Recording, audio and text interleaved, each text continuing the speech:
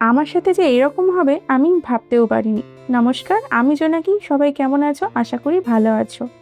আজকে এখানে সকালবেলা ঘুম থেকে উঠে তাড়াতাড়ি করে ছেলের জন্য রোজকার রান্নার পাতি শুরু করে দিয়েছি। এখানে আজকে আমি ডালিয়ার খিচুড়ি বানিয়ে দেবো, সেজন্য ডালিয়া আর মসুর ডাল ভালো করে ধুয়ে নেব। এখানে কিন্তু অনেকটা ময়লা থাকে, তো ভালো করে সেজন্য আমি ধুয়ে নিই। তারপরে অনেক রকমের সবজি দিয়ে বসিয়ে দিচ্ছি প্রেশার কুকারে। আমি একটু ঘি, গোটা জিরে আর হলুদ দিয়ে দিই এর মধ্যে, একদম সিম্পল।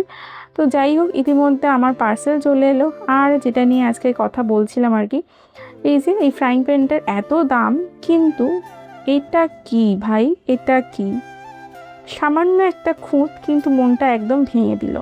যাই হোক, হয়তো ডেলিভারি করতে আসার সময় আর কি এরকম হয়ে গেছে, ঠক্কর লেগে। এখানে ওয়ারেন্টি কার্ড ছিল, বাট ভীষণই আপসেট হয়ে গেছিলাম আমি।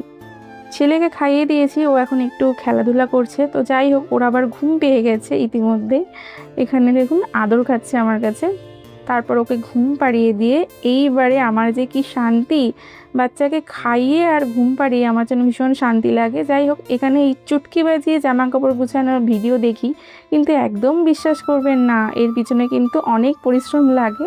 তো মায়েদের খাটনি অনেক বেশি, অনেক দায়িত্ব থাকে মায়েদের, সেজন্য আমি নিজেকে নিজে বুঝিয়ে নিয়েছি। তো যাই হোক, এখানে আমি আমার বাচ্চার সমস্ত জামা কাপড় গুছিয়ে নিচ্ছি দুপুরবেলা বসে বসে। আর ও ঘুমাচ্ছে বিন্দাস। আমার তো ঘুম অনেক দিন আগেই চলে গেছে।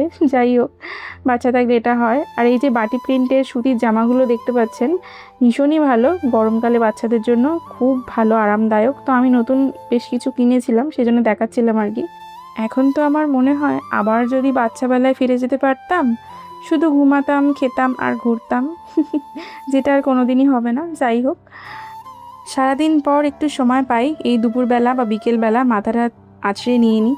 তো কখনো কখনো স্কিপও হয়ে যায়, সেজন্য বড় চুল থেকে ছোট চুলেই চলে এসেছি, মানে কেটে দিয়েছি। ভিডিওটা ভালো লেগে থাকলে অবশ্যই লাইক আর সাবস্ক্রাইব করে পাশে থাকবেন। টাটা।